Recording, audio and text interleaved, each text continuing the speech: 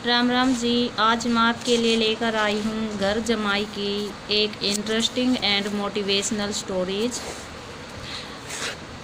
हरिधन जेठ की दोपहरी में ऊख में पानी देकर आया और बाहर बैठा रहा। घर में से धुआं उठता नजर आता था, छन छन की आवाज़ भी आ रही थी। उसके दोनों साले उसके बाद आए और घर में चले गए। दोनों सालों के लड़के भी आए और उसी तरह अंदर दाखिल हो गए, पर हरिधन अंदर न जा सका। इधर 1 महीने से उसके साथ यहाँ जो बर्ताव हो रहा था और विशेषकर कल उसे जैसी फटकार सुननी पड़ी थी, वह उसके पाँव में बेड़ियों से डाले हुए थी। कल उसकी सास ने ही तो कहा था, मेरा जी तुमसे भर गया, मैं तुम्हारी ज़िंदगी भर का ठेका लिए बैठी हूँ क्या। और सबसे बढ़कर अपनी स्त्री की निष्ठुरता ने उसके हृदय के टुकड़े टुकड़े कर दिए थे। वह बैठी यह फटकार सुनती रही, पर एक बार भी उसके मुंह से कुछ न निकला। अम्मा, तुम क्यों इनका अपमान कर रही हो? बैठी हुई गट गट सुनती रही। शायद मेरी दुर्गति पर खुश हो रही थी। इस घर में वह कैसे जाए? क्या फिर वहीं गालियाँ खाने, वहीं फटकार सुनने के लिए? आज इस घर में जीवन के 10 साल गुजर जाने पर यह हाल हो रहा है। क्या मैं किसी से कम काम करता हूँ? दोनों साले मीठी नींद सोए रहते हैं और मैं बैलों की सानी पानी देता हूँ, छांटी काटता हूँ। वहाँ सब लोग पल पल पर चिलम पीते हैं। मैं आंखें बंद किए अपने काम में लगा रहता हूँ। संध्या समय घर वाले गाने बजाने चले जाते हैं। मैं घड़ी रात तक गाय भैंस दुहाता रहता हूँ। उसका यह पुरस्कार मिल रहा है कि कोई खाने को भी नहीं पूछता, उल्टे गालियाँ मिलती हैं। उसकी स्त्री घर में से डोल लेकर निकली और बोली, जरा इसे कुएं से खींच लो, घर में एक बूंद पानी नहीं है। हरिधन ने डोल लिया और कुएं से पानी भर लाया। उसे जोर की भूख लगी हुई थी, समझा अब खाने को बुलाने आएगी, मगर स्त्री डोल लेकर अंदर गई तो वहीं की होकर रह गई। हरिधन का थका मांदा क्षुधा से व्याकुल पड़ा सो गया। सहसा उसकी स्त्री गुमानी ने आकर उसे जगाया। हरिधन ने पड़े पड़े कहा, क्या है? क्या पड़ा भी न रहने देगी या और पानी चाहिए? गुमानी कटु स्वर में बोली, गुर्राते क्या हो, खाने को तो बुलाने आई हूँ। हरिधन ने देखा उसके दोनों साले और बड़े साले के दोनों लड़के भोजन करके चले आ रहे थे। उसकी देह में आग लग गई। मेरी अब यह नौबत पहुंच गई कि सब लोगों के साथ बैठकर खा पी भी नहीं सकता। ये लोग मालिक हैं, मैं इनकी झूठी थाली चाटने वाला हूँ। मैं इनका कुत्ता हूँ जिसे खाने के बाद एक टुकड़ा रोटी डाल दी जाती है। यही घर है जहाँ आज से 10 साल पहले उसका कितना आदर सत्कार होता था। साले गुलाम बने रहते थे, सास महू जोती रहती थी, स्त्री पूजा करती थी। तब उसके पास रुपये थे, जायदाद थी। अब वह दरिद्र है। उसकी सारी जायदाद को इन्हीं लोगों ने कूड़ा कर दिया। अब उसे रोटियों के भी लाले हैं। उसके जी में एक ज्वाला सी उठी कि इसी वक्त अंदर जाकर सास को और सालों को भिगो कर लगाए, पर जब्त करके रह गया। वह पड़े पड़े बोला, मुझे भूख नहीं है, आज न खाऊंगा। गुमानी ने कहा, न खाओ मेरी बला से। हाँ, नहीं तो खाओगे, तुम्हारे ही पेट में जाएगा, कुछ मेरे पेट में थोड़े ही चला जाएगा। हरिधन का क्रोध आंसू बन गया। यह मेरी स्त्री है जिसके लिए मैंने अपना सरसों मिट्टी में मिला दिया। मुझे उल्लू बनाकर यह सब अब निकाल देना चाहती है। वह अब कहाँ जाए, क्या करे? उसकी सास आकर बोली, चल कर खा, क्यों नहीं लेते जी? रूठते किस पर हो? यहाँ तुम्हारे नखरे सहने का कोई भी बूता नहीं है।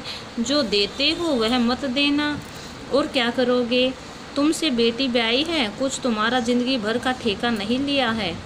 हरिधन ने मर्माहत होकर कहा, हाँ अम्मा, मेरी भूल थी कि मैं यही समझ रहा था। अब मेरे पास क्या है कि तुम मेरी ज़िंदगी का ठेका लोगी? जब मेरे पास धन था तब सब कुछ आता था, सब अब दरिद्र हूँ, तुम कोई बात नहीं पूछोगे। बूढ़ी सास मुंह फुलाकर भीतर चली गई। बच्चों के लिए बाप एक फालतू सी चीज़, एक विलास की वस्तु है, जैसे घोड़े के लिए चने तथा या बाबुओं के लिए मोहन भोग। माँ दाल रोटी है, मोहन भोग उम्र भर न मिले तो किसका नुकसान है, मगर एक दिन रोटी दाल के दर्शन न हो तो फिर देखिए क्या हाल होता है। पिता के दर्शन कभी कभी शाम सवेरे हो जाते हैं। वह बच्चे को उछालता है, दुलारता है, कभी गोद में लेकर या उंगली पकड़कर सैर कराने ले जाता है, और बस यही उसके कर्तव्य की इति है। वह परदेश चला जाए, बच्चे को परवाह नहीं होती, लेकिन माँ तो बच्चे का सरसों है। बालक एक मिनट के लिए भी उसका वियोग नहीं सह सकता। पिता कोई हो उसे परवाह नहीं, केवल एक उछालने कूदाने वाला आदमी होना चाहिए, लेकिन माता तो अपनी ही होनी चाहिए। शोलो आने वाली, वही रूप और वही रंग, वही प्यार, वही सब कुछ।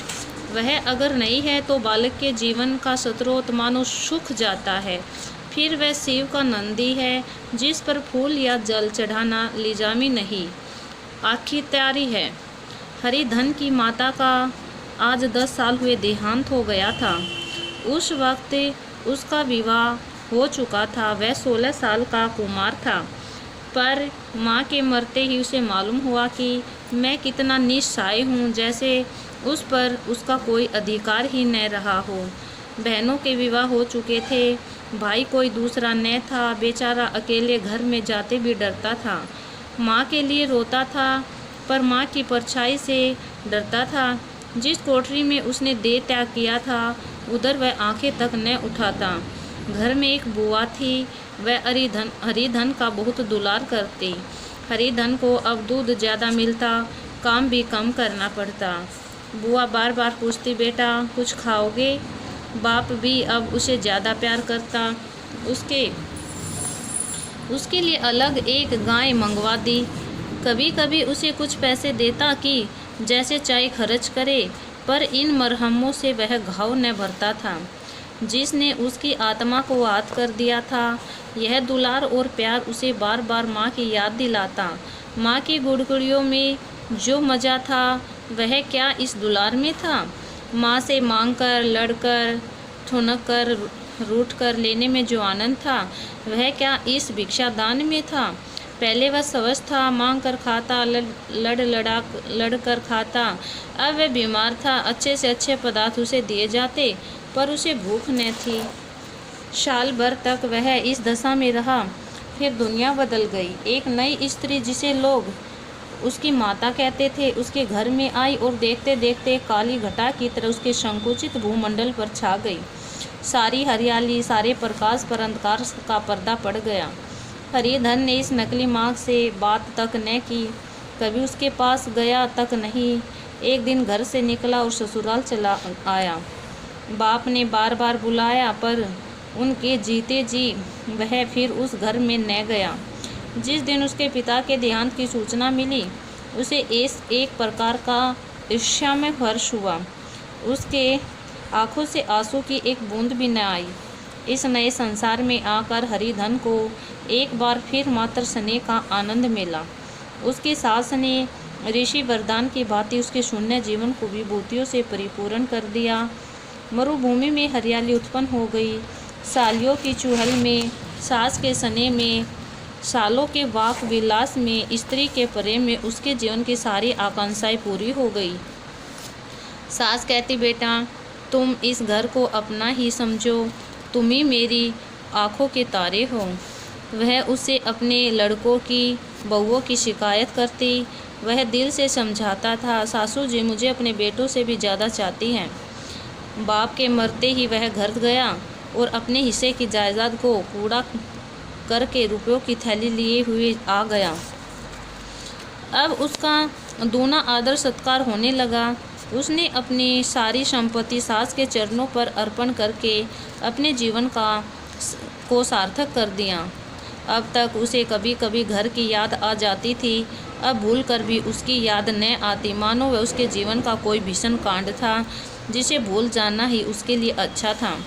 हरिधन सबसे पहले उठता, सबसे ज़्यादा काम करता। उसका मनोयोग, उसका परिश्रम देखकर गांव के लोग दांतों तले उंगली दबाते थे। उसके ससुर का भाग बखानते, जिसे ऐसा दामाद मिल गया। लेकिन जो दिन गुजरते गए उसका मान सम्मान घटता गया। पहले देवता, फिर घर का आदमी, अंत में घर का दास हो गया। रोटियों में भी बाधा पड़ गई, अपमान होने लगा। अगर घर के लोग भूखा मरते और साथ ही उसे भी मरना पड़ता तो उसे जरा भी शिकायत न होती। लेकिन जब देखता और लोग मूँछों पर ताव दे रहे हैं, लेकिन मैं ही दूध की मक्खी बना दिया गया हूँ, तो उसके अंतस्तल से एक लंबी ठंडी आ निकल आती। अभी उसकी उम्र 25 साल की तो थी। इतनी उम्र इस घर में कैसे गुजरती, और उसकी स्त्री ने भी आंखें फेर ली। यह उस विपत्ति का सबसे करूर दृश्य था। हरिधन तो उधर भूखा प्यासा चिंता दा में जल रहा था, इधर घर में सास और दोनों सालों में बातें हो रही थी। गुमानी भी उनकी हाँ में हाँ मिलाती जाती थी। बड़े साले ने कहा, हम लोगों की बराबरी करते हैं, यह नहीं समझते कि किसी ने उनकी ज़िंदगी भर का बीड़ा थोड़े ही लिया है। 10 साल हो गए, इतने दिनों से क्या 2-3 हज़ार न हड़प गए होंगे। छोटे साले बोले, मजूर हो तो आदमी गुड़के भी डांटे भी, अब इनसे कोई क्या कहे, न जाने इनसे कभी पिंड छूटेगा या नहीं। अपने दिल में समझते होंगे मैंने 2000 रुपये नहीं दिए हैं, यह नहीं समझते कि उनके 2000 कब के उठ चुके हैं। सवा से तो 1 जून को चाहिए। सास ने गंभीर भाव से कहा, बड़ी भारी खुराक है। गुमानी माता के सिर से जून निकाल रही थी। सुलगते हुए हृदय से बोली, निकम्मे आदमी को खाने के सिवा और काम ही क्या रहता है। बड़ा साला, खाने की कोई बात नहीं है, जिसकी जितनी भूख हो उतना खाए, लेकिन कुछ पैदा भी तो करना चाहिए। यह नहीं समझते कि मेहमानी में किसी के दिन कटे हैं। छोटा साला, मैं तो एक दिन कह दूंगा, अब अपनी राह लीजिए, आपका कर्जा नहीं खाया है। गुमानी घरवालों की ऐसे बातें सुनकर अपने पति से दवेश करने लगी थी। अगर वह बाहर से 4 पैसे लाता तो इस घर में उसका कितना मान सम्मान होता। वह भी रानी बनकर रहती, न जाने क्यों कहीं बाहर जाकर कमाते उसकी नानी मरती है। गुमानी की मनोवृत्तियाँ अभी तक बिल्कुल बालपन की सी थी। उसका अपना कोई घर न था, उसी तरह का ही तहित उसके लिए भी प्रदान था। वह भी उन्हीं शब्दों में विचार करती, इस समस्या को उन्हीं आँखों से देखती जैसे उसके घर वाले देखते थे। सच तो 2000 रुपये में क्या किसी को मोल ले लेंगे। 10 साल में 2000 होते ही क्या हैं, 200 ही तो साल भर के हुए। क्या 2 आदमी साल भर में 200 भी न खाएंगे। फिर कपड़े लत्ते, दूध, घी सभी तो जैसे इनके प्राण निकलते हैं। जानते हैं, जैसे पहले पूजा होती थी वैसे ही जन्म भर होती रहेगी। यह नहीं सोचते कि पहले और बात थी, अब और बात है। बहू तो पहले ससुराल जाती है और उसका कितना महत्व होता है। डोली से उसके उतरते ही बाजे बजते हैं। गांव मोहल्ले की औरतें उसका मुंह देखने आती हैं और रुपए देती हैं। महीनों उसे घर भर से अच्छा खाने को मिलता है, अच्छा पहनने को। कोई काम नहीं लिया जाता, लेकिन 6 महीने के बाद कोई उसकी बात भी नहीं पूछता।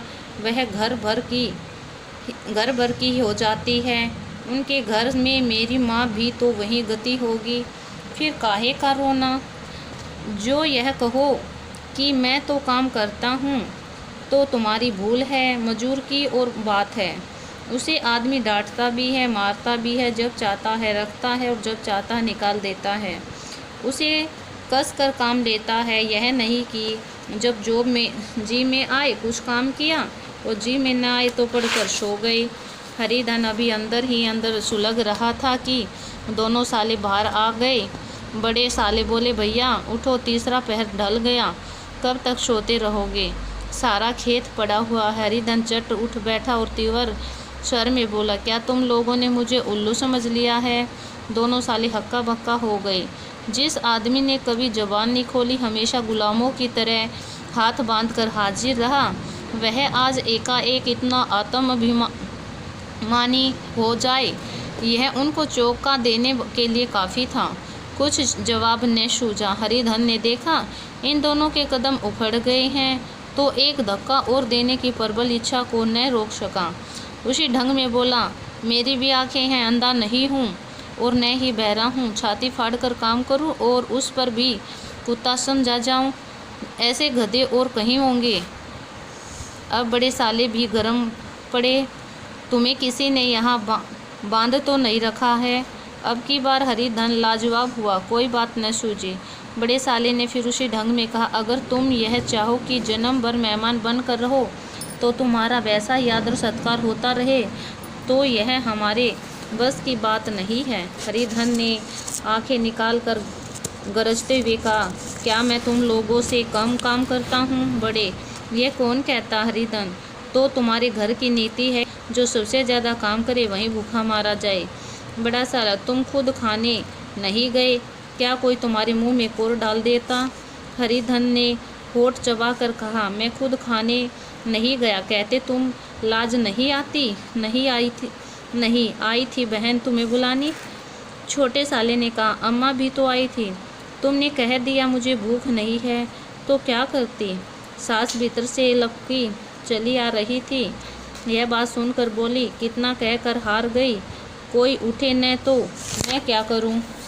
हरिधन ने विष, खून और आग से भरे हुए स्वर में कहा, मैं तुम्हारे लड़कों का जूठा खाने के लिए हूँ? मैं कुत्ता हूँ कि तुम लोग खाकर मेरे सामने रूखी रोटी का टुकड़ा फेंक दो? बुढ़िया ने ऐंठ कर कहा, तो क्या तुम लड़कों की बराबरी करोगे? हरिधन परास्त हो गया।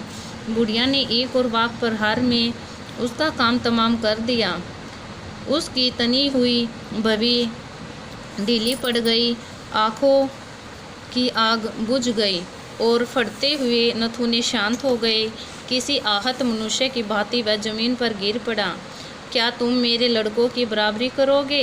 यह वाक़या एक लंबे भाले की तरह उसके हृदय में चुभता चला जाता था। न हृदय का अंत था, न उस भाले का। तो आज मैंने आपको घर जमाई की एक इंटरेस्टिंग स्टोरी सुनाई है और इसकी आधी रहती है, जो कि कल नेक्स्ट पार्ट 2 में बताऊंगी। अगर आपको वीडियो अच्छी लगी तो इसे लाइक करना, शेयर करना और ऐसी कहानियाँ सुनने के लिए चैनल को सब्सक्राइब ज़रूर करना। धन्यवाद।